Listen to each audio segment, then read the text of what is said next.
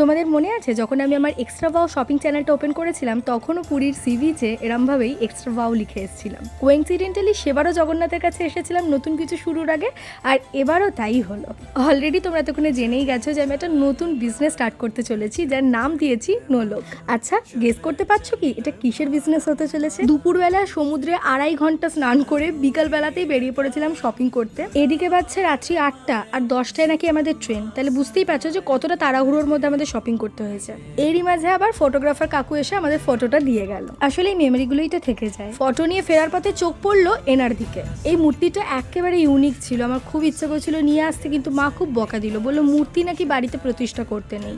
আচ্ছা, এটা কি সত্যি? জানো তো এই ব্যাগগুলোর দাম ছিল মাত্র 100 টাকা করে। আর পুরীতে গেলে এই জিনিস নেবে না এমন বাঙালি খুব কমই আছে, কিন্তু আমার মন যে একজনের দিকেই পড়েছিল, তাই ছুটতে চলে গেলাম তার কাছে। আচ্ছা, কমেন্টে গেস করে বলো তো আমি এনাকে বাড়িতে আমার সাথে নিয়ে এসেছি কি আনিনি।